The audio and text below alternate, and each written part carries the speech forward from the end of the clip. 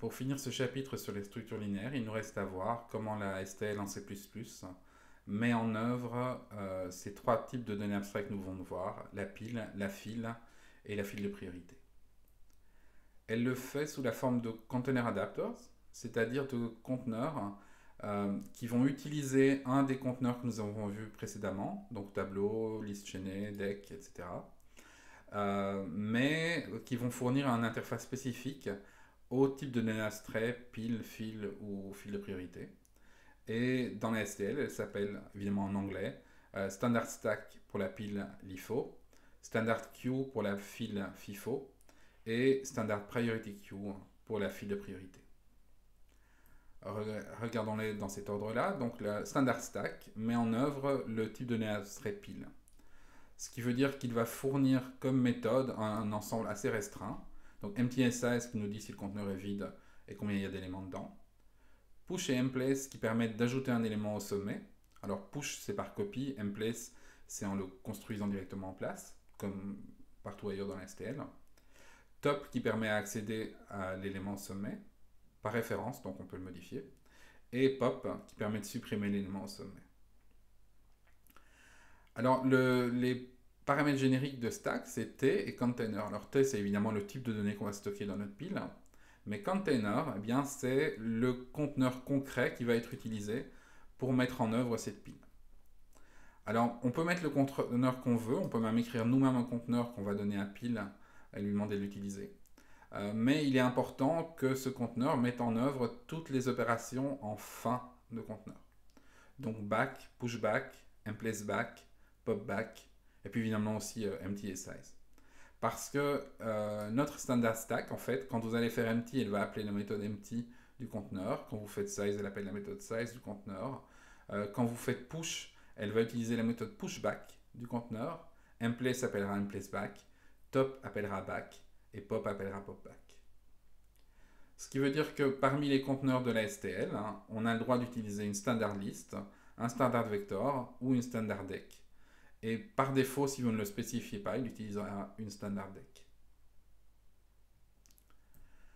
Pour la file, on a donc le conteneur standard queue, qui de nouveau fournit un nombre de méthodes restreints, donc empty et size pour la taille, push et mplace pour insérer un élément, front qui permet d'accéder au premier élément, donc c'est le prochain qui va sortir, back qui permet d'accéder au dernier élément, donc le dernier qui est rentré, et donc qui sera le dernier à sortir puisque c'est première entrée, première sortie, et pop qui supprime donc l'élément qui est en tête de liste, donc il va supprimer celui qui est en front. Alors pour mettre en œuvre ce conteneur, on a besoin d'un conteneur qui fournit comme opération front-back évidemment, push-back et pop-front. Ce qui veut dire qu'on insère à l'arrière et on supprime au début. Alors pour cela, on peut utiliser standard list ou deck. Ce sont les deux seuls conteneurs de la STL qui fonctionnent. On ne peut pas utiliser standard vector parce qu'on n'a pas pop-front et on ne peut pas utiliser forward list parce qu'on n'a pas pushback. Alors éventuellement, vous pourriez écrire vos propres conteneurs qui utilisent forward list en conservant un itérateur sur le dernier élément. Et dans ce cas-là, vous pourriez mettre en œuvre votre propre pushback et le fournir à standard queue. Ce serait une possibilité. Mais le plus simple, c'est d'utiliser celui qui est fourni par défaut, donc standard deck. Il suffit de ne pas le spécifier dans ce cas-là. Enfin, pour la file de priorité, c'est fourni par les STL sous la forme de standard priority queue. Évidemment, on a le même genre d'interface, donc on a empty et size pour le est-ce que c'est vide et le nombre d'éléments. Push et mplace qui permettent d'insérer un élément. Front qui permet d'accéder à l'élément le plus prioritaire, donc le prochain qui sera sorti de la liste si on fait un pop qui supprime l'élément le plus prioritaire. Alors, quand on insère un élément, il a une certaine priorité, et puis c'est ça qui déterminera quel est l'ordre dans lequel il sortira. Alors, pour mettre en œuvre cette queue de priorité, on va utiliser un tas, évidemment, et donc on a besoin d'un conteneur qui est capable de stocker un tas. Ça veut dire qu'on doit pouvoir insérer et supprimer en fin du conteneur avec pushback et popback.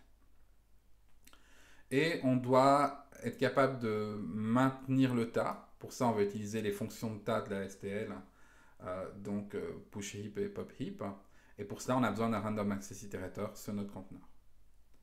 Alors, quand on fera priority queue push d'une certaine valeur, eh bien, il va appeler pushback du conteneur, ici c'est, et puis derrière, il va rétablir le tas en faisant push heap sur l'ensemble du conteneur. De même, quand vous ferez pop, il fera d'abord un pop heap et puis un pop back. Donc, les possibilités, c'est d'utiliser soit un standard vector, soit une standard deck, qui sont les deux seuls qui permettent à la fois l'accès aléatoire. Alors, array le permettrait aussi, mais array ne permet pas d'insérer à l'arrière. Et list permettrait de faire pushback et popback, mais ne permettait pas de faire les opérations sur l'état, puisqu'il n'offre pas d'accès aléatoire. Alors, vous noterez qu'il y a un troisième paramètre générique, c'est ce compare. En fait, vous pouvez aussi lui fournir une fonction de comparaison. Alors, par défaut, la fonction de comparaison qui est utilisée, c'est l'opérateur plus petit.